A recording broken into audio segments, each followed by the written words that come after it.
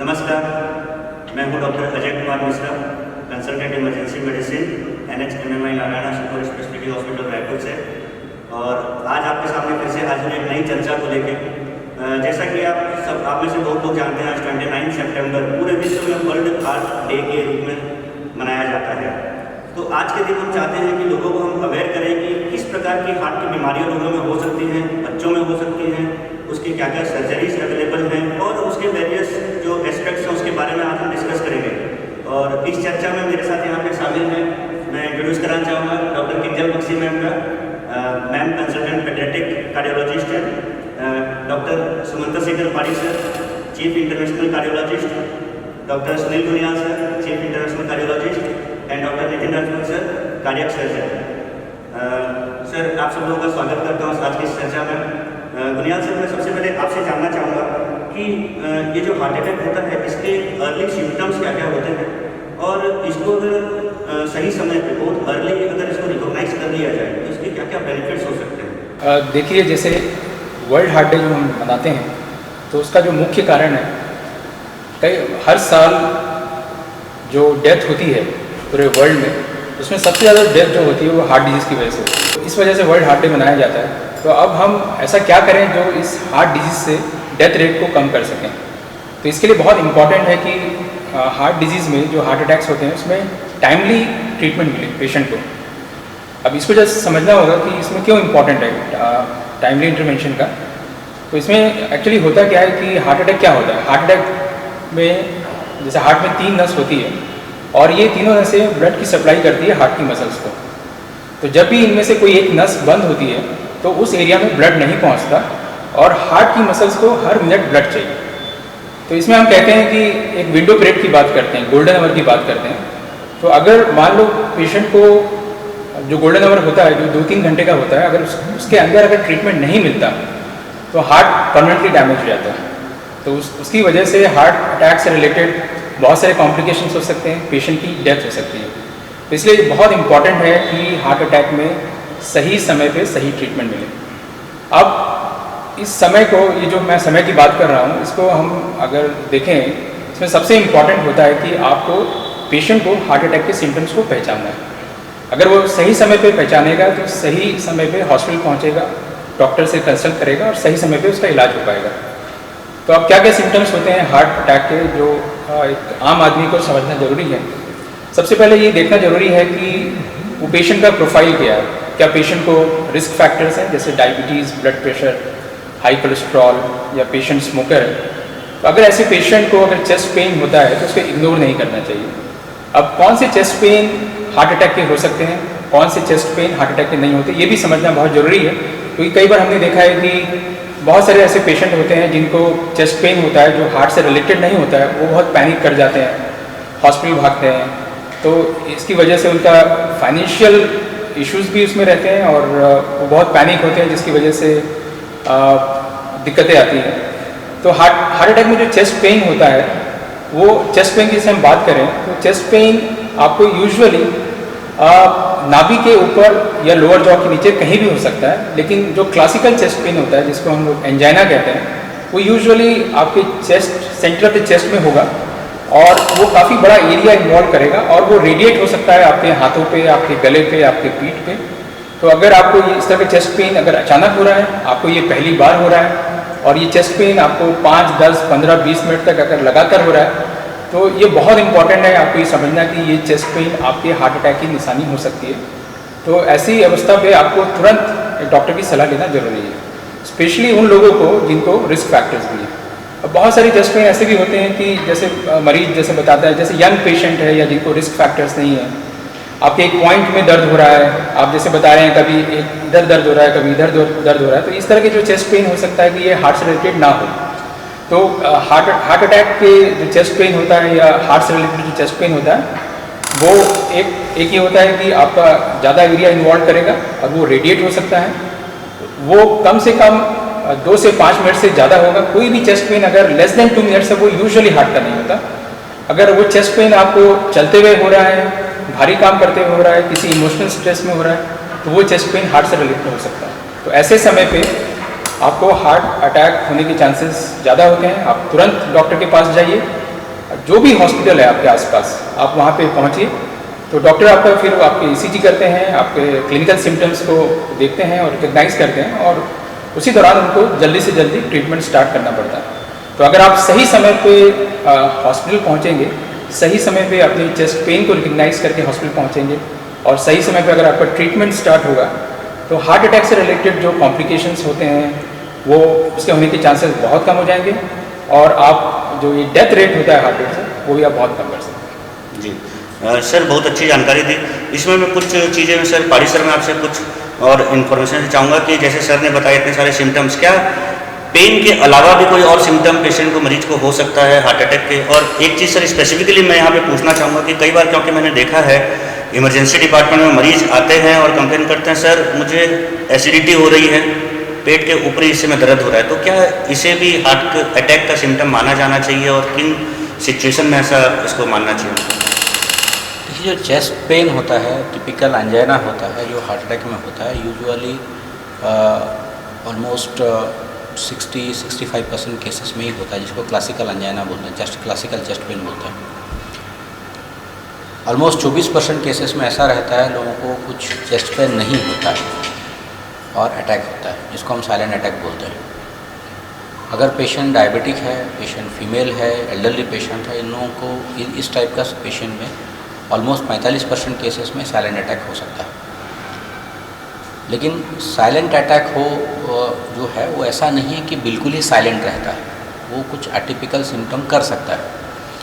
जैसा इंफ्राओलामाई है, एक टाइप का हार्ट अटैक होता है जिसमें आपको पेशेंट को वोमिटिंग हो सकता है, सडन वीकनेस लगता है, और कभी कभी क्या होता है कि आपको पेशेंट बैठा रहता है और कुछ एग्जिस्टनल वर्क करता है या कुछ चलने के टाइम में, और अर्ली मॉर्निंग उठते ही सडनली वीकनेस लगता है, स्वेटिंग लगता है। उनको पेन नहीं हो सकता है, लेकिन सडन वीकनेस, फैटीग, स्वेटिंग होना, ये सब हार्ट अटैक का लक्षण होता है। दूसरा है कि जो गैस्ट्राइटिस का जो पेन बोलते हैं, हाँ 80% से 90% लोग को जो उनको अटैक होता है वो एसिडिटी को ही मान के चलते हैं, क्योंकि वो उनको समझ में आने से भी एक्सेप्ट करने के लिए रेडी नहीं होते हैं कि वो अटैक का है करके। तो आपको अगर कोई भी इस टाइप का पेन होता है, आप एसिड मान के चलते भी हैं, और रूटीनली बेसिस में जब हम कभी वो कोई दवाई खाते हैं, जेलोसिल खाते हैं, कुछ पानी पीते हैं और कोई टैबलेट लेते हैं, उसके बावजूद अगर आधा घंटे के बाद भी वो सिम्टम कंट्रोल में नहीं आता है, सो कॉल्ड गैस्ट्राइटिस बना रहता है, तो मान के चलिए कि हार्ट का होगा, उसको कभी इग्नोर मत करिए। और सबसे बेस्ट इस सिचुएशन में अगर ऐसा कुछ लगता है कि आसपास कहीं भी जाके एक ECG कराइए, क्योंकि हार्ट अटैक का जो अर्लीस्ट फाइंडिंग है ECG से ही पकड़ में आता है। ये बिल्कुल नहीं समझेंगे कि हार्ट अटैक के लिए आपको इको का ज़रूरत पड़ता है, कुछ ही का। हार्ट अटैक का डायग्नोसिस वर्ल्ड ओवर कहीं भी है वो ECG से भी किया जाता है। तो अगर आपको इस टाइप का कोई भी सो कॉल्ड एसिडिटी हो रहा है, आधा घंटे से ज़्यादा रहता है, रूटीन मेडिसिन से कंट्रोल नहीं होता है, रूटीन मतलब है कि आप एंटासिड खाए हैं, कुछ एंटासिड टैबलेट लिए हैं, तो आपको डॉक्टर का सलाह लेना ज़रूरी है। जी सर। सर यहाँ पे मैं आपसे एक बहुत ही कॉमन क्वेश्चन पूछना चाहूँगा, जो कि आम जनता के मन में अक्सर ये चीज़ों को लेकर डाउट होता है।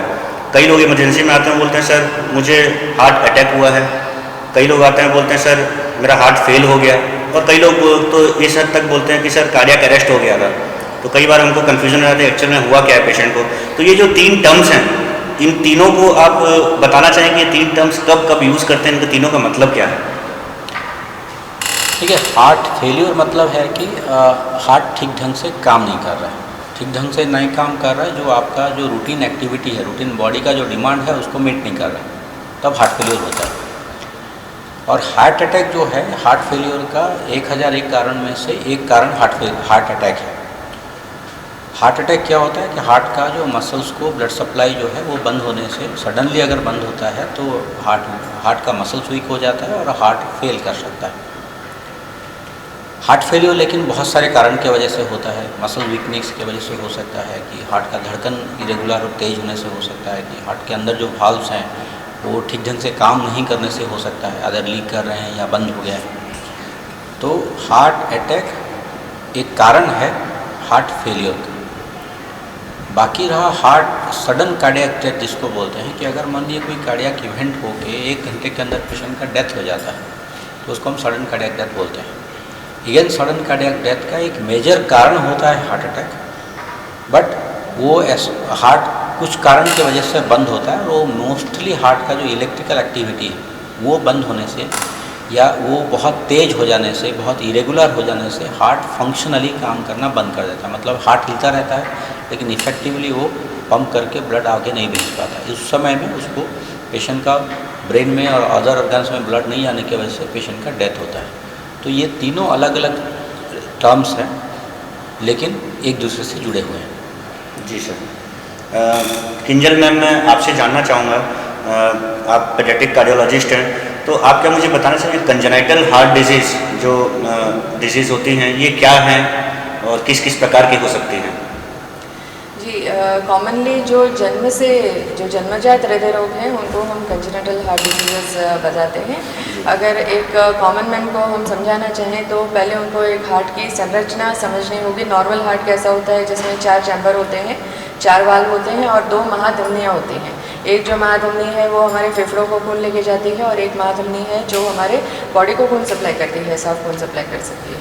तो इसमें जो है बहुत कॉमनली जो हृदय में छेद बोलते हैं वो जन्म से जनरली रहते हैं। एक उस तरह के हार्ट डिजीज़ रहते हैं।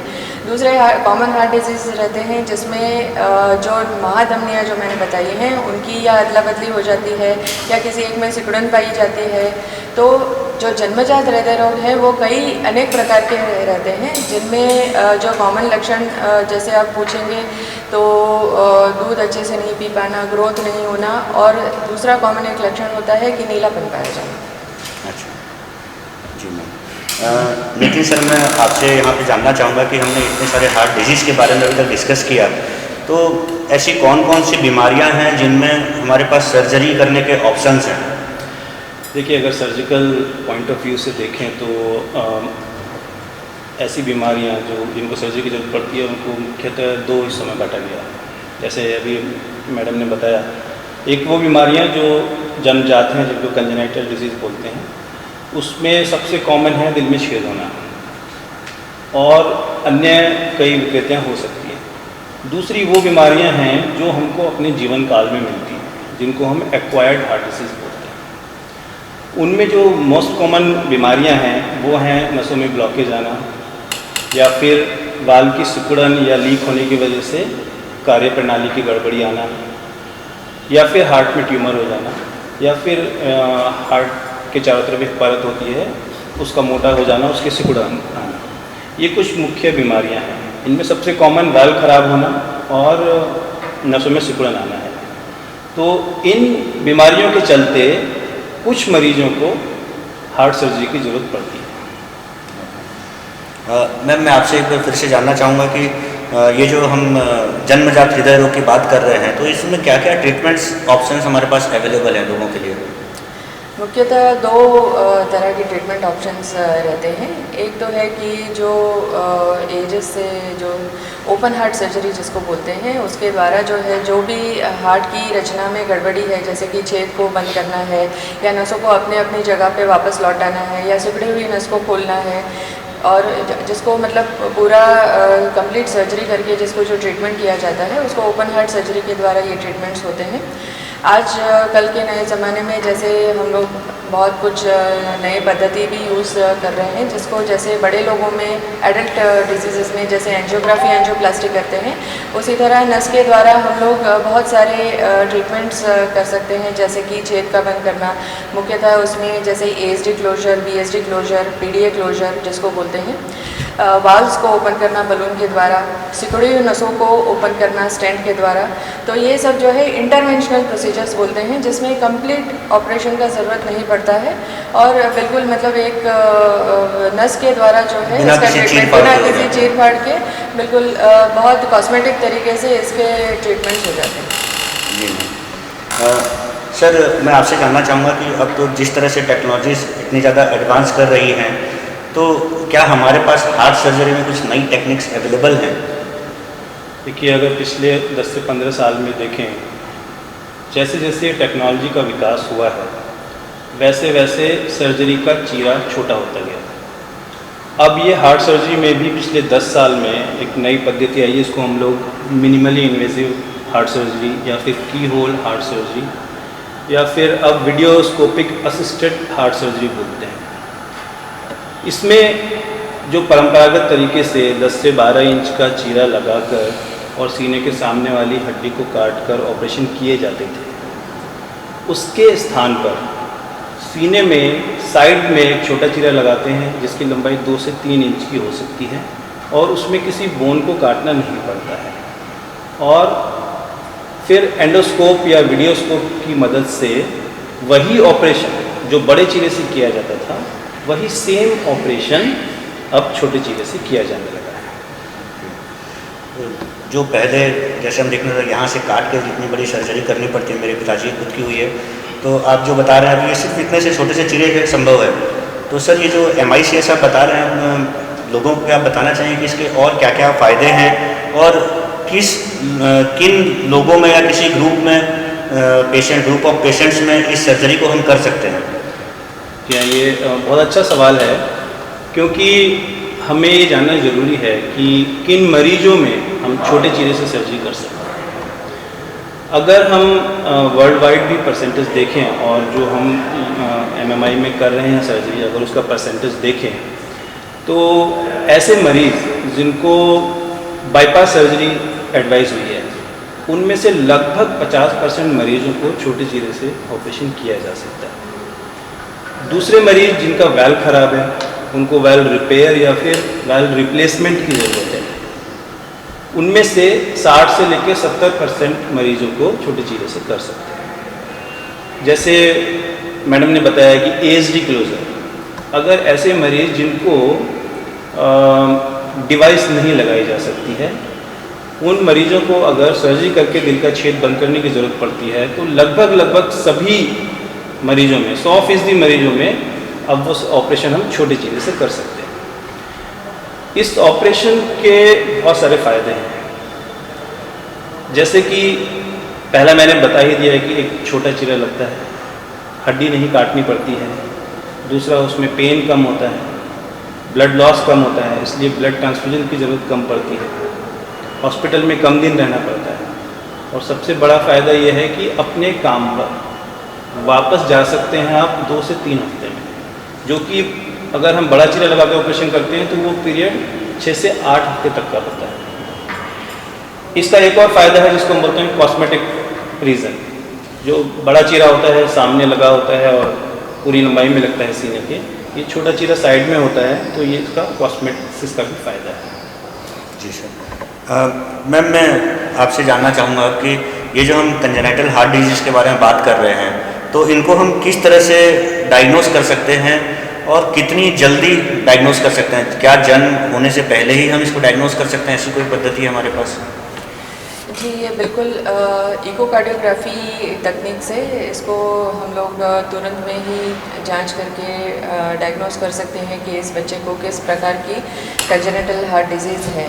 और इसको अब ना कि सिर्फ जन्म के तुरंत बाद से, लेकिन जन्म के पहले जब बच्चा एक फीटस होता है, मतलब माँ के पेट में एक भ्रूण होता है, तब मतलब 18 to 20 वीक्स के बीच में, as early as 18 to 20 weeks of pregnancy भी हम लोग इसको इकोकार्डियोग्राफी की मदद से इसको डायग्नोस कर सकते हैं, जो कि बिल्कुल एक सोनोग्राफी जैसा ही रहता है, लेकिन ये फोकस्ड रहता है अपने जो अनबॉर्न बेबी है, जो जन्म नहीं हुआ है, उस बेबी के हार्ट के ऊपर।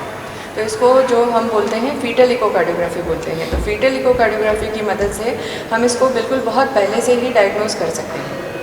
तो मैम ये जो हम फीटल इकोकार्डियोग्राफी की बात कर रहे हैं, जैसे आपने बताया 18 से 20 वीक में ही हम कर सकते हैं, और इसके मैडम कुछ पेशेंट को कुछ प्रिपरेशन क्या इसके लिए करके आनी होती है? कुछ स्पेसिफिक रिक्वायरमेंट है इस टेस्ट करने के लिए? कई लोगों के मन में, खासकर जो पेरेंट्स हैं उनके मन में डाउट रहता है कि क्या पेट में कुछ इंजेक्शन लगाया जाएगा या ऐसा कुछ किया जाएगा, तो इसके बारे में आप क्या कहना चाहेंगे? जी, फीटल इकोकार्डियोग्राफी आप समझिए कि ये बिल्कुल एक अल्ट्रासाउंड जैसी ही पद्धति है। इसके लिए कोई विशेष प्रिपरेशन करके आने की कोई आवश्यकता नहीं रहती है। ये बिल्कुल नॉन इन्वेजिव पद्धति है, मतलब इसमें किसी भी तरह का चीरा, इंजेक्शंस या कुछ मेडिसिन नहीं दिया जाता है। सिर्फ सोनोग्राफी के माध्यम से ही इसको जांच किया जाता है कि जो जो बॉर्न बेबी है, माँ के पेट में जो भ्रूण है, फीटस है, तो उसकी हार्ट की संरचना कैसी है, क्या उसके हार्ट में किसी प्रकार की प्रॉब्लम है या कोई कंजेनिटल हार्ट डिजीज़ डेवलप हो रहा है या नहीं। तो मैम क्या इसके लिए कुछ स्पेसिफिक तैयारियां करनी होती है पहले? जी बिल्कुल नहीं, सिर्फ अपॉइंटमेंट लेके आना होता है बिकॉज़ ये जो है बहुत स्पेशलाइज्ड टेस्ट है और इसमें कभी कभी नॉर्मल इकोकार्डियोग्राफी की कंपैरिजन में थोड़ा सा ज़्यादा समय लगता है और डेफिनेटली मतलब प्रेग्नेंट मदर्स को भी कंफर्टेबल रहने के लिए एक बस अपॉइंटमेंट लेना होता है। इसके अलावा और कोई स्पेसिफिक तैयारी करके नहीं आना होता है, तो बिल्कुल मतलब walk in as an OPD patient आ सकते हैं। मैम एक और चीज़ यहाँ मैं जानना चाहूँगा फीटल इको के बारे में, जो लोगों के मन में अक्सर डाउट आता है सॉरी, कि ये फीटल इको कितना सेफ है और इसके क्या क्या बेनिफिट्स हैं? बिल्कुल सेफ़ है क्योंकि इसमें सिर्फ जो है अल्ट्रासाउंड वेव्स ही यूज़ होते हैं इकोकार्डियोग्राफी टेक्निक में, जो कि एक साउंड वेव्स हैं जो कि कम्प्लीटली सेफ रहते हैं मदर के लिए, बेबी के लिए, दोनों के लिए। और एडवांटेजेस तो प्लेंटी हैं क्योंकि हम शुरुआत के महीनों में बिल्कुल हम पता कर सकते हैं कि बच्चे को क्या किसी बड़े हृदय रोग से ग्रसित है बच्चा या नहीं है। तो इसके बहुत सारे एडवांटेज हैं, जैसे कई 30% अगर आप देखेंगे कंजेनिटल हार्ट डिजीज़ तो वो क्रिटिकल कैटेगरी में जाते हैं। ये ऐसे हार्ट डिजीज़ हैं जिनको जन्म के पहले महीने में ही एकदम से ट्रीटमेंट की ज़रूरत पड़ जाती है, वरना जो है रिजल्ट्स मतलब बेबी कई बार सर्वाइव नहीं कर सकता है। तो इसका हमको अगर बहुत पहले से अंदाज़ा है तो इसका जो प्रिपरेशन ऑफ डिलीवरी है, transport of baby to a centre जहाँ पे ये ट्रीटमेंट्स अवेलेबल हैं, कार्डियक ट्रीटमेंट्स अवेलेबल हैं, कार्डियक सर्जरी ट्रीटमेंट्स अवेलेबल हैं, उसके लिए बिल्कुल आप एक कंप्लीट प्लानिंग कर सकते हैं। क्योंकि अगर आपका बेबी बॉर्न हो गया है और उसके बाद आपको बहुत ज़्यादा उसकी तबीयत ख़राब होने के पश्चात ही पता चला है कि इसको हार्ट में प्रॉब्लम्स हैं, तो उसकी कंडीशन जो है ट्रीटमेंट से पहले ही इतनी बिगड़ जाती है कि एक्चुअल कार्डियक ट्रीटमेंट होने से जो फ़ायदा मिलना चाहिए उतना नहीं मिल पाता है। तो ये प्लानिंग के लिए बहुत इम्पॉर्टेंट है कि बच्चे को किस तरह का हार्ट प्रॉब्लम है। दूसरा है कि बहुत सारे high risk categories of mothers रहते हैं जिनके बच्चों को हार्ट प्रॉब्लम्स होने की संभावनाएं रहती हैं, तो उसमें एक टेस्ट से हमको पता चल जाता है कि भाई ये नॉर्मल है, प्रॉबेबिलिटी है लेकिन नहीं है हमारे बेबी को किसी प्रकार का हार्ट प्रॉब्लम। तो ये एक बहुत बड़ा मेंटल रिलीफ है पेरेंट्स के लिए भी जो कि हाई रिस्क कैटेगरीज में। जी मैम, ये काफ़ी अच्छी जानकारी है उन और पेरेंट्स के लिए। मैं और एक इम्पॉर्टेंट आपको इन्फॉर्मेशन देना चाहूँगी कि आजकल IVF बहुत बढ़ गया है, जो कि असिस्टेड रिप्रोडक्शन टेक्निक्स बोलते हैं। तो इस तरह के पेरेंट्स भी जो हैं जो बेबीज़ हैं वो at greater risk of congenital heart disease रहते हैं, और ये सारे बेबीज़ बहुत प्रेशस रहते हैं क्योंकि ये असिस्टेड रिप्रोडक्शन टेक्निक से जो है माँ के पेट में आते हैं। तो उन तरह के बच्चों को भी एक रूटीन स्क्रीन होना बहुत ज़रूरी है। जी मैम, ये काफ़ी अच्छी जानकारी है मैम उन पेरेंट्स के लिए जो प्लान कर रहे हैं बच्चों के लिए, और आपने डिटेल्स में बताया ही। मैं फिर से आना चाहूँगा बुनियाद सर आपके पास और आपसे ये जानना चाहूँगा कि अभी जो ये 2020 जो ये साल है, ये पूरा कोरोना पेंडेमिक से लगता है पूरा साल कोरोना पेंडेमिक में ही बीत जाएगा। और अगर हम पूरे विश्व की, इंडिया की और अगर खासकर छत्तीसगढ़ की बात करें, और छत्तीसगढ़ में से जैसे हम रायपुर की बात करें, तो बहुत तेज़ी से ये संक्रमण अभी लास्ट 1 महीने में फैल रहा है। तो इसमें जो ऑलरेडी जो हार्ट के पेशेंट्स हैं उनके लिए अब क्या कहना चाहेंगे, कि उनके लिए कुछ एडवाइस देना चाहेंगे आप सर? हाँ, जैसे आपने बताया कि कोविड पैंडेमिक में जो हार्ट के पेशेंट है उनके लिए टफ टाइम है। उनके लिए इनफैक्ट ये डबल थ्रेट टाइप का है। एक तरफ उनको कोविड से भी बचना है और दूसरी तरफ उनको अपने हार्ट का भी ध्यान रखना है। तो ये दोनों चीज़ को बैलेंस करते हुए हमको मतलब उनको आगे बढ़ना पड़ेगा। हार्ट डिजीज़ वालों को कोरोना इन्फेक्शन होने के चांसेस ज़्यादा होते हैं, ये हाई रिस्क पेशेंट होते हैं। तो इनको इनफैक्ट जो जनरल पब्लिक है उससे ज़्यादा एक्स्ट्रा एफर्ट करना पड़ेगा, ज़्यादा प्रिकॉशंस लेना पड़ता है। लेकिन साथ साथ उनको ये भी देखना है कि वो मेजर्स भी इनका साथ साथ चलते रहना चाहिए जिससे आप दोबारा हार्ट अटैक या हार्ट डिजीज़ से बच सकते हैं। तो एक तो जो जनरल मेजर्स होते हैं जो कोरोना पेशेंट जो कोरोना से बचने के लिए होते हैं वो इनके लिए बहुत इंपॉर्टेंट है। जैसे आप एक सेफ़ डिस्टेंस बना के चलें, एटलीस्ट 6 फीट की जो दूरी होती है, जब भी आप किसी के साथ हैं तो वो एक डिस्टेंस आपको मेंटेन करना चाहिए। जो हम और 2 गज की दूरी बोलते हैं। 2 गज की दूरी, करेक्ट। तो 2 गज की दूरी बनाना बहुत ज़रूरी है। और ये भी ज़रूरी है कि अगर आपको कोई बहुत ज़रूरी बात है या ज़रूरी काम है तभी आप इंटरेक्ट करें लोगों से। अगर आप इंटरेक्ट करते भी हैं तो उस टाइम को आप कट शॉर्ट कीजिए, क्योंकि ये देखा गया है कि अगर आप इंटरेक्ट करते हैं और बहुत लंबे समय तक इंटरेक्ट करते हैं तो इसमें कोरोना होने के चांसेस ज़्यादा रहता है। तो एक सेफ डिस्टेंस बनाना, टाइम को शॉर्ट करना, इंटरेक्शन टाइम को शॉर्ट करना। दूसरा जो रहता है हैंड वॉशिंग, आप कंटिन्यूस कीजिए, आप कोशिश कीजिए कि अपने हाथों को चेहरे पे ना ले जाएं। ये जो जनरल मेजर्स हैं, इसके साथ साथ जो गैदरिंग है उसको भी अवॉइड करना बहुत ज़रूरी है। इनफैक्ट ये सबके लिए, और हार्ट पेशेंट के लिए और भी ज़्यादा है ये। और जैसे कई बार होता है कि आप जैसे मतलब ये भी, लेकिन साथ में हमको ये भी देखना है कि आपको जो जनरल मेजर्स होते हैं हार्ट डिजीज़ से बचने के लिए, ऐसा नहीं है कि आप घर में ही बैठे रहें, क्योंकि आप हार्ट डिजीज़ वाले पेशेंट को एक्सरसाइज करना भी ज़रूरी होता है। तो ये आपको देखना होगा कि आप कैसे उसमें टाइम निकालेंगे, और वो ऐसी कौन सी जगह होगी जहाँ आप एक्सरसाइज कर सकते हैं। वो ऐसी जगह हो जहाँ पे ज़्यादा गैदरिंग ना हो। तो आप जो अर्ली मॉर्निंग का समय रहता है जहाँ पे कम गैदरिंग होती है, कोई ऐसी जगह जो खाली सुनसान रहती है, आप वहाँ पे वॉक कर सकते हैं। तो आपको वो जो मेजर्स, कोविड के जो मेजर्स हैं, प्रिकॉशंस, वो भी लेना है। साथ में आपको ये भी ध्यान रखना है कि आप जो भी आपके लाइफस्टाइल है जो हार्ट डिजीज़ के लिए अच्छी होती है, उसको भी आपको बैलेंस करते हुए आगे बढ़ना है। साथ साथ आपको अब जो मेडिकल फॉलोअप होता है, जो डॉक्टर्स का जो फॉलोअप होता है, ऐसा नहीं कि कोरोना है तो हम 3 महीने बाद दिखाएंगे, 4 महीने बाद दिखाएंगे। तो ये बहुत ज़रूरी होता है कि आप अपने डॉक्टर्स के टच में रहें, मेडिकल फॉलोअप करते रहें। आजकल बहुत सारी सुविधाएं, आप टेली कंसल्टेशन कर सकते हैं, वीडियो कंसल्टेशन कर सकते हैं, आप फ़ोन में बात कर सकते हैं, कई बार आप व्हाट्सएप में मैसेज भेज सकते हैं डॉक्टर से। तो डॉक्टर से टच में रहना बहुत ज़रूरी होता है। साथ साथ आपके जो भी मेडिकेशंस हैं हार्ट डिजीज़ के, वो आप कंटिन्यू कीजिए डॉक्टर की सलाह पे। और ये भी मैं आपको सलाह दूंगा कि कई बार आप जैसे आप यूजुअली जो मेडिसिन होती हैं हार्ट की, वो बहुत लंबी चलती है, तो आप 2-3 महीने की मेडिसिन एक साथ खरीद लें, जो आपको बार बार मेडिकल स्टोर ना जाना पड़े, जिससे कॉन्टैक्ट टाइम आपका कम हो जाएगा। तो ये सब मेजर्स आपको लेने हैं। ये बहुत टफ टाइम है, और ये बहुत इंपॉर्टेंट है कि आप दोनों को बैलेंस करना है।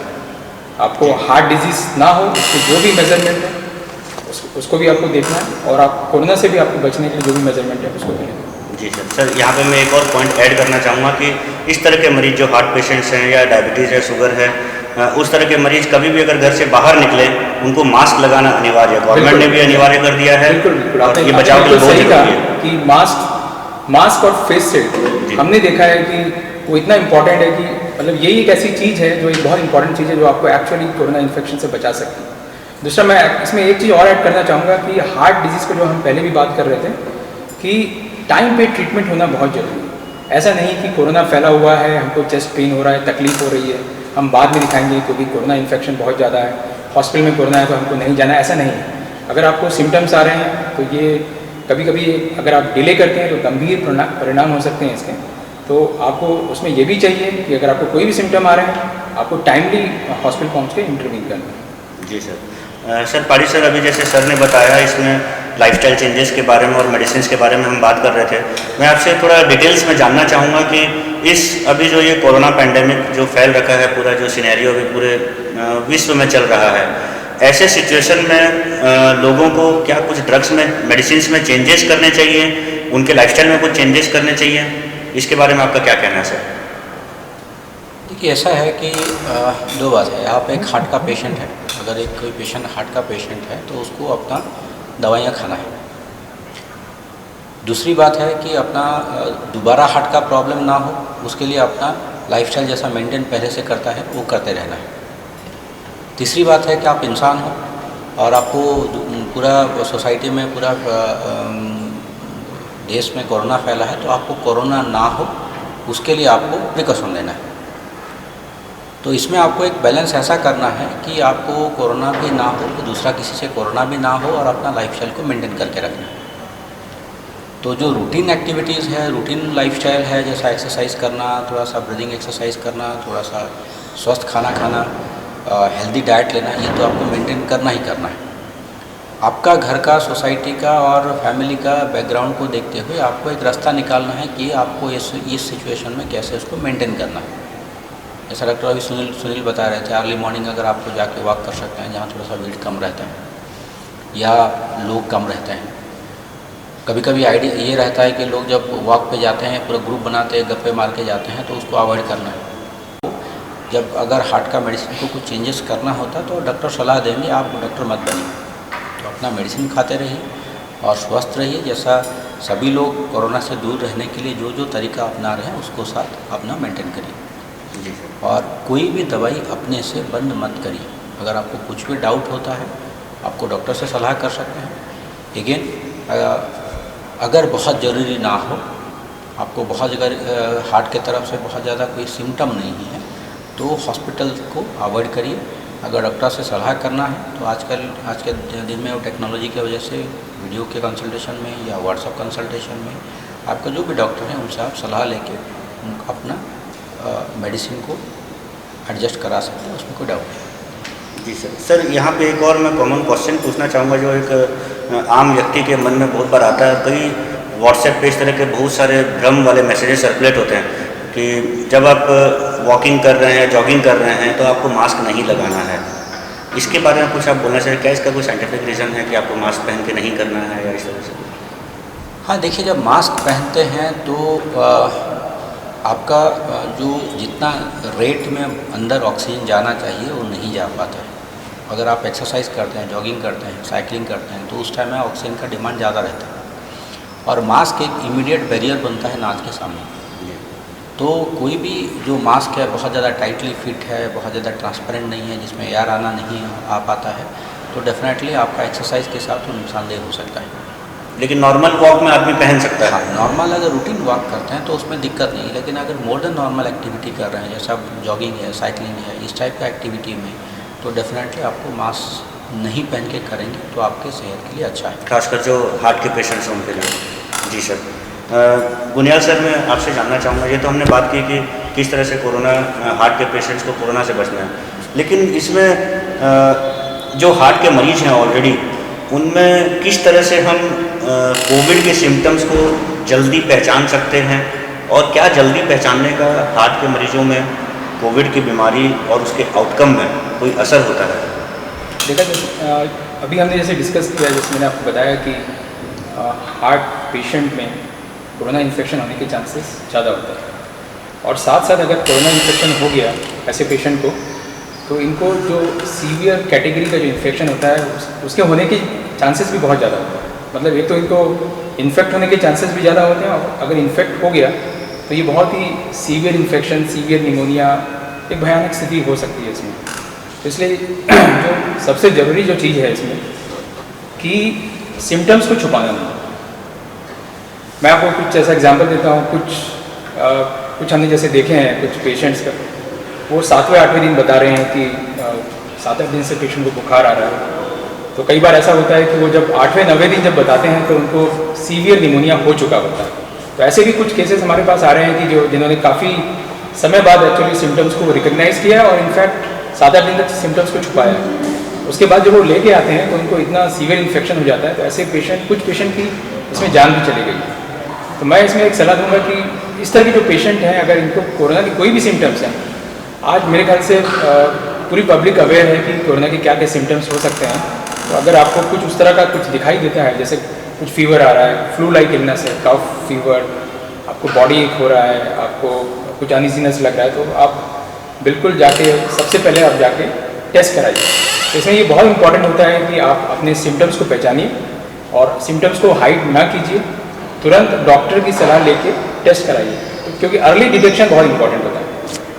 हम ये 5-6 महीने से जो देख रहे हैं, इनिशियल जो मंथ्स था उस समय हमें ये नहीं पता था कि कोरोना इन्फेक्शन का क्या ट्रीटमेंट होता है, लेकिन आज की डेट में बहुत स्ट्रीमलाइन हो चुका है। हमें ये पता है कि भाई हमको फर्स्ट वीक में क्या ट्रीटमेंट देना है, सेकेंड वीक में क्या ट्रीटमेंट देना है, और हमें ये पता है। तो इस वजह से क्या होता है कि अगर आप अर्ली डिटेक्ट कर लेते हैं, अगर आप अर्ली टेस्ट कराते हैं और आपको पता है कि आपको कोविड का इन्फेक्शन है, स्पेशली हार्ट पेशेंट को, और अगर हम अर्ली ट्रीटमेंट करेंगे तो ऐसे पेशेंट को सीवियर इन्फेक्शन होने के चांसेस बहुत कम हो जाते हैं।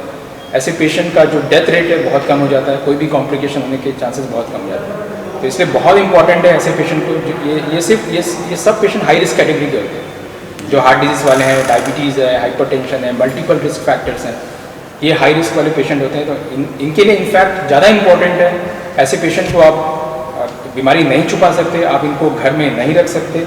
इसमें डॉक्टर की सलाह लेना बहुत ज़रूरी है, अर्ली टेस्ट करना बहुत ज़रूरी है, अर्ली डिटेक्शन बहुत ज़रूरी है और अर्ली ट्रीटमेंट बहुत ज़रूरी है। मतलब जितनी जल्दी कोरोना की बीमारी का पता चल जाए उतना ज़्यादा अच्छे होने के ज़्यादा चांसेस। बिल्कुल आप सही कह रहे हैं। मतलब हम जो इतने समय से देख रहे हैं और हमें एक ही चीज़ बहुत ज़्यादा इम्पॉर्टेंट लगती है कि ये जितने भी कॉम्प्लिकेशंस हो रहे हैं कोरोना में, जितने भी ये डेथ हो रहे हैं, वो पेशेंट है जिनका ट्रीटमेंट बहुत डिले हुआ है, जिन्होंने बहुत समय के बाद अपने सिम्टम्स बताया है, जिन्होंने सिम्टम्स छुपाया है और वो बाद में आए हैं, ऐसे पेशेंट का डेथ रेट, कॉम्प्लिकेशन रेट बहुत ज़्यादा है। जी सर, यहाँ पे लोगों के लिए बहुत जानना ज़रूरी है, बहुत ही एक अहम बात है यहाँ पे कि अगर जल्दी कोरोना बीमारी का पता चल जाए और जल्दी उसका ट्रीटमेंट स्टार्ट हो जाए तो कॉम्प्लिकेशन से और डेथ होने से या कुछ मॉर्बिडिटीज़ होने से बच सकते हैं। पारी सर, मैं यहाँ पे आपसे जानना चाहूँगा कि ये जो हार्ट पेशेंट हैं इस सिनेरियो में, इस कोविड सिनेरियो में अभी क्या उनको कुछ प्रिवेंटिव मेडिसिन लेनी चाहिए या कोई इंजेक्शंस लेनी चाहिए? क्योंकि बहुत सारे लोगों में ऐसे आपस में बातचीत चलती हैं, व्हाट्सएप में मैसेज आते हैं, कई फेसबुक में मीडियाज़ के थ्रू उन लोगों को मैसेज आते हैं, तो क्या ये सेफ़ है? उनको लेना चाहिए इस तरह की मेडिसिन? इसके बारे में आप क्या कहना चाहेंगे सर? नहीं, आप डॉक्टर का सलाह बिना आप कोई भी मेडिसिन मत लीजिए। देखिए, ऐसा कोई आज के दिन में बेसिकली कोरोना एक वायरस है। वायरस अपना बॉडी में जाता है, नाक से, मुंह से, आँख से बॉडी में जाता है तो इन्फेक्शन करता है। तो कोई भी ऐसा मेडिसिन नहीं है कि वो आपको बॉडी में आने से रोक सकता है। दूसरा है कि एक बार अंदर आ जाता है, इन्फेक्शन करता है तो एंटीवायरल ही काम करेगा, बाकी मेडिसिन काम नहीं करेगी। तो लॉजिक ये बताता है कि जो भी सो कॉल्ड मेडिसिन है, टैबलेट्स है, इंजेक्शन है, उसका कोई साइंटिफिक डॉक्यूमेंटेशन नहीं है। जैसा एक मलेरिया का ट्रीटमेंट बहुत सारे हवा है कि हाँ ये क्लोरोक्विन लेना है, SCQS लेना है, वो कुछ जगह पे उसका कोई फुल प्रूफ, साइंटिफिक प्रूफ नहीं है कि ये काम करता है या नहीं करता है, या करता है तो कैसे करता है। कुछ मेडिसिन जो हार्ट का चलता है उसके साथ SCQS जो है या क्लोरोक्विन का टाइप का मेडिसिन डेफिनेटली एरिथमिया वगैरह करता है और सडन कार्डियक डेथ करने का चांसेस रहता है। तो हमारा सलाह ये डेफिनेटली रहेगा कि अगर आप हार्ट का पेशेंट हैं, हार्ट का कोई मेडिसिन ले रहे हैं, ऐसा कोई टैबलेट अपना डॉक्टर को सलाह बिना किए मत लीजिए। सिमिलर जो इंजेक्शंस वगैरह दिया जाता है, 2 टाइप का इंजेक्शन दिया जाता है, एंटीवायरल दिया जाता है। तो अगेन कॉमन सेंस ये बोलता है कि अगर वायरस आपका बॉडी में है तब जाके एंटीवायरल काम करेगा। दूसरा कुछ इंजेक्शन सब ब्लड थिनर्स वगैरह दिया जाता है, वो जो उन लोगों को सिम्टम है और जिनको कोरोना डिटेक्टेड ऑलरेडी है और उनको कुछ कॉम्प्लिकेशंस है जो आपका डॉक्टर आपको ज़्यादा बेटर समझा सकते हैं, ऑक्सीजन का मात्रा कम हो रहा है, फेफड़ा में क्लॉट जम रहा है, तो तब जाके वो ब्लड थिनर्स इंजेक्टेबल देने का ज़रूरत पड़ेगा। नॉर्मल पॉपुलेशन जो रिलेटिवली एसिम्टोमेटिक हैं या मिनिमली सिम्टोमेटिक हैं, इनका ऑक्सीजन का मात्रा ठीक चल रहा है, उनको कोई मेडिसिन का ऐसा प्रोफाइलैक्टिक मेडिसिन लेने का ज़रूरत नहीं है। लाइफस्टाइल ठीक रखिए, उतना सफिशिएंट रहेगा। जी सर, तो बहुत ज़रूरी है यहाँ पे कि कोई भी अपने मन से ओवर द काउंटर मेडिसिन दुकान में जाके मेडिसिन खरीद के मेडिसिन ना खाएं लोग। सर, मैं यहाँ पे आपसे एक और चीज़ जानना चाहूँगा कि ऐसे सिनेरियो में किसी भी मरीज को, जो हार्ट का मरीज है या उसे लग रहा है कि हार्ट की प्रॉब्लम हो सकती है, उसे कब एक कार्डियोलॉजिस्ट से सलाह करनी चाहिए? देखिए, अगर आप कोई भी बंदा है, कोई भी आदमी है जिनका हार्ट का प्रॉब्लम है ऑलरेडी, उनको पता होता है कि क्या क्या सिम्टम्स होता है। अगर आपको सेम सिम्टम्स रिकरेंस होता है, जैसा एंजाइनल सिम्टम्स होता है, चलने फिरने में छाती में दर्द होने लगता है, सीढ़ी चढ़ने से दर्द होता है, बैठने से, रेस्ट करने से ठीक हो जाता है, या कभी कभी जो क्रॉनिक हार्ट फेलियर पेशेंट होता है, सूजन बढ़ जाता है हाथों पे, पैरों पे, मुंह पे, या चलने में सांस फूलने लगता है, लेटने में सांस फूलने लगता है, या बहुत जल्दी थकावट लगता है, ये सब हार्ट का सिम्टम्स है। अगर ये सब सिम्टम आपको होता है तब आपको अपना कार्डियोलॉजिस्ट से ज़रूर सलाह करना है। अगर आपको कोई दूसरा टाइप का प्रॉब्लम है, जैसा फ्लू लाइक सिम्टम्स है, फीवर है, जिसका कोरोना का सिम्टम बोल सकते हैं, तो अपना फिजिशियन से ज़रूर बात करके अपना ट्रीटमेंट, डायग्नोसिस और ट्रीटमेंट करना ज़रूरी है। जी सर, बुनियाद सर, मैं अगर फिर से आपसे पूछना चाहूँगा कि जो हम बात करें अभी हार्ट डिजीज़ और कोरोना के बारे में, तो इसके बारे में आप क्या कहना चाहेंगे? प्रेजेंट सिनेरियो में कोरोना का हार्ट या हार्ट डिजीज़ के ऊपर, हार्ट के ऊपर क्या इफेक्ट हो सकता है, क्या क्या बीमारियां कर सकता है? कुछ अभी तक ऐसे केसेस सामने आए हैं, आपने देखा होगा, इसके बारे में क्या बताना चाहेंगे? देखिए, ये जो वायरस है ये एक नया वायरस है, तो अभी भी हम बहुत नॉलेज गेन कर रहे हैं, सीख रहे हैं। तो ये जो भी हमारे पास जो डाटा है इसका, वो लोगों का एक्सपीरियंस है, वो ऑब्जर्वेशनल स्टडीज़ टाइप का है, जिसमें हम ये देख रहे हैं कि भाई किस मरीज को क्या बीमारी हो रही है। और इसमें ये देखा गया है कि कोरोना जो इन्फेक्शन है वो एक्चुअली एक इन्फ्लेमेटरी स्टेट है और एक थ्रोम्बोटिक स्टेट है। मतलब ये कुछ ऐसा है कि इसमें इस बीमारी में क्लॉट बनने के चांसेस थोड़े से ज़्यादा रहते हैं, लेकिन इसमें ऐसा घबराने की ज़रूरत नहीं है। इसमें ये जो थ्रोम्बोटिक स्टेट है और ये जो क्लॉट बनने की जो चांसेस रहते हैं ये बहुत कम मरीज में होते हैं। ये यूजुअली अब आप जैसे डाटा बोलेंगे तो मैं बोलूँगा कि ये 5%, 8% के हिसाब से ऐसे पेशेंट होते हैं जिनको ये हो सकता है। अभी भी 80, 85, 90% पेशेंट आराम से ट्रीट हो सकते हैं, लेकिन ये देखा गया है कि कुछ पेशेंट ऐसे हैं जिसमें हार्ट की पंपिंग कम हो जाती है।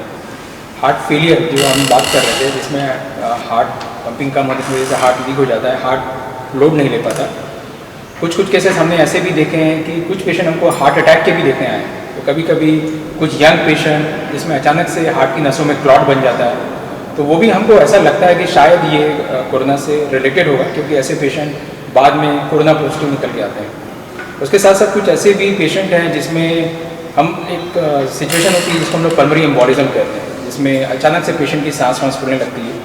तो ऐसे पेशेंट में हार्ट और लंग्स के बीच में जो आर्टरी आती है उसमें क्लॉट्स बन जाता है। कभी कभी ऐसा भी देखा गया है कि पैरों की नसों में भी क्लॉट जमता है, लेकिन ये ऐसे पेशेंट होते हैं जिनको बहुत ही सीवियर इन्फेक्शन है।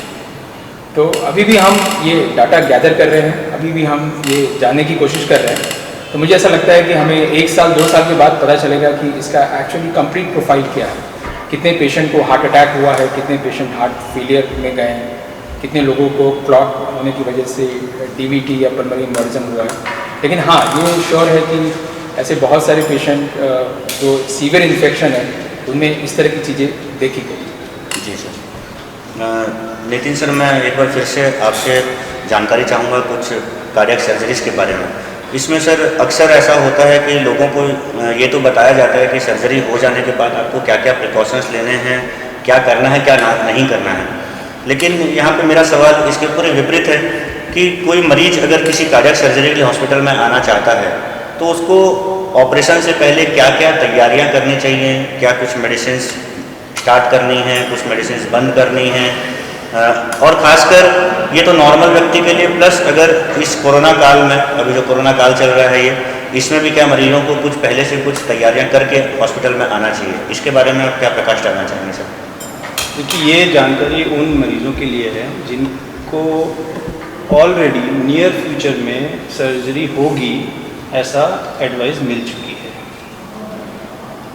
बहुत सारे पेशेंट ऐसे होते हैं जो ऐसा मानकर चलते हैं कि हमें हमारा जैसा चल रहा है वैसा हम सर्जरी के दिन तक हॉस्पिटल जाएंगे और अपना सर्जरी कराएंगे। लेकिन कुछ चीज़ों का विशेष ध्यान रखने की ज़रूरत है। जैसे वो मरीज़ जिनमें कुछ रिस्क फैक्टर्स हैं पहले से और उनका या तो वो इलाज ले रहे हैं या सावधानी बरत रहे हैं, उनको उसमें और ज़्यादा सावधानी बरतने की ज़रूरत है। उदाहरण के तौर पे यदि कोई मरीज़ धूम्रपान करता है और उसको यह बताया गया है कि अब आपको भविष्य में सर्जरी की ज़रूरत पड़ेगी, तो उसको धूम्रपान को बंद कर देना चाहिए। अब अगर हम प्लान सर्जरी कर रहे हैं तो ये पीरियड कम से कम 4 हफ्ते का होना चाहिए। अगर किसी को डायबिटीज़ है और वो डायबिटीज़ की दवाइयाँ लेता है तो उसके सर्जरी का समय आने तक उसको और स्ट्रिक्ट और सावधानीपूर्वक अच्छे से अपना ब्लड शुगर कंट्रोल करने की ज़रूरत है। इसके साथ ही ब्लड प्रेशर की दवाइयाँ, या फिर ऐसे मरीज़ जिनको ओबेसिटी है, जिनको ज़्यादा मोटापा है और अगर उनको कुछ टाइम मिला है, जैसे उदाहरण के तौर पे बोल दिया जाए कि आपको 3 महीने बाद सर्जरी करा लेना चाहिए या कुछ टाइम फिक्स हो गया है, तो अगर वो अपना वज़न थोड़ा कम कर सकते हैं तो उनको ऑपरेशन के दौरान और ऑपरेशन के बाद रिकवरी में ज़्यादा फ़ायदा मिलता है।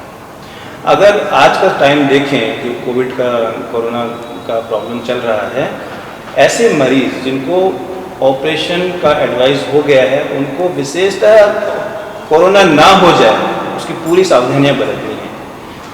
उनमें सोशल डिस्टेंसिंग बहुत इम्पॉर्टेंट है, क्योंकि एसिम्प्टोमेटिक आपके रिश्तेदार, आपके दोस्त जो आपका हाल पूछने आ सकते हैं कि आप ऑपरेशन के लिए जा रहे हैं तो हम आपसे मिलने आ जाएं, वैसे लोग जो एसिम्प्टोमेटिक है आपको इन्फेक्शन दे सकते हैं। और ऐसे मरीज ऑपरेशन के लिए फिर फिट नहीं रह सकते, क्योंकि अगर उनमें वायरस है और कोई सिम्टम नहीं है तब भी हम ऑपरेशन नहीं कर सकते। तो इसलिए कोरोना से बचकर रहना है अगर आपको नियर फ्यूचर में ऑपरेशन की आवश्यकता है। दूसरा, कुछ दवाइयाँ ऐसी हैं जिनको बंद करना चाहिए, लेकिन वो आपको जब डॉक्टर सलाह देगा तभी बंद करनी है, या कुछ दवाइयाँ ऐसी हैं जो शुरू कर देनी चाहिए, तो वो भी डॉक्टर की सलाह पे ही करनी है। यदि आपने पहले से सुन रखा है कि ये दवाई ऑपरेशन से पहले बंद करनी है तो वैसा नहीं करना है।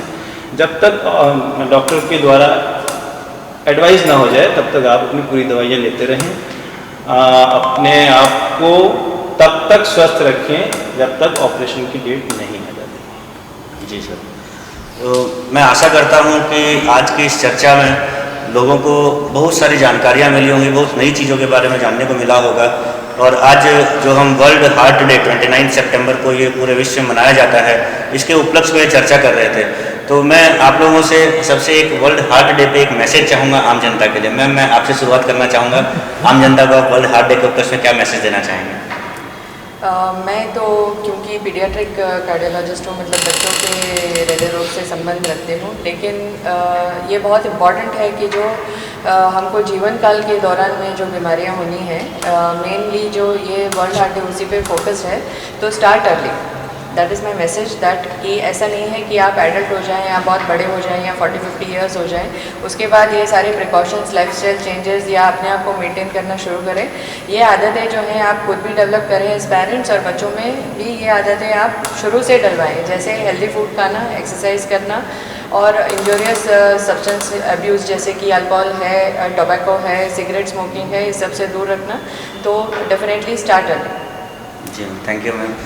सर, पाड़ी सर, मैं आपसे जानना चाहूँगा, आप क्या मैसेज देना चाहेंगे जनता को? मैं भी उसको दोहराऊंगा, start early and do together. मतलब है कि जो हार्ट अटैक जो है, जो वर्ल्ड का सबसे कॉमनेस्ट कॉज ऑफ डेथ है, उसका जो फाउंडेशन है वो 12 से 15 साल की उम्र में पड़ता है। ऐसा उनको दिखता है, हमको रिजल्ट दिखता है 40-50 साल की उम्र में, बट उसका फाउंडेशन जो है as a parents, as a guardians, हम लोग अपने बच्चों को देते हैं उसको अपसेट खाना खिला के, फास्ट फूड खिला के, बैठे बैठे रहते हैं, एक्सरसाइज नहीं कराते हैं, मोटे होते रहते हैं, टीवी देखते रहते हैं, जंक फूड खाते रहते हैं, और हमको लगता है कि जब बच्चा बड़ा हो जाएगा तो वो एक्सरसाइज करके सब ठीक हो जाएगा। ऐसा नहीं होता है। फाउंडेशन जब पड़ जाता है उसके ऊपर घर ही बन सकता है, फाउंडेशन को आप खुद नहीं कर सकते हो। और डू टुगेदर मतलब है होल फैमिली जो है वो एक साथ इसको मेंटेन करना ज़रूरी है। ऐसा नहीं कि मैं बड़ा हूँ मैं करूँगा और छोटा बच्चा है वो नहीं करेगा, ऐसा नहीं है। Everybody should do together and stay healthy.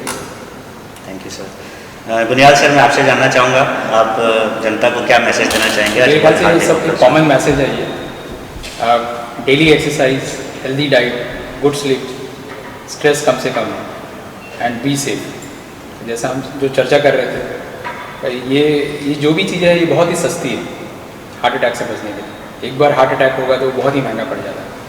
तो मैं चाहूँगा कि ये सब लोग ही करें, और इनफैक्ट ये सब लोग रोल मॉडल बने अपने बच्चों के लिए, अपने कलीग के लिए, फ्रेंड्स के लिए।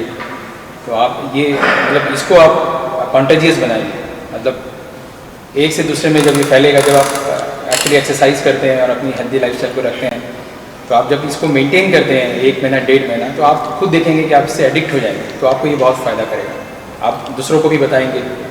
तो इस तरह से अगर ये चेन अगर हम बनाएं, सब family to society, society to state, तो मुझे लगता है कि हमारी सोसाइटी में बहुत फ़ायदा होगा। हार्ट डिजीज़ के जितने भी इंसिडेंट्स हैं वो कम होता जाएगा। जरूर, मतलब कोरोना को फैलाने की जगह हेल्दी लाइफस्टाइल का पैंडेमिक बनाइए, उसको बनाएं, हेल्दी लाइफस्टाइल को फैलाइए।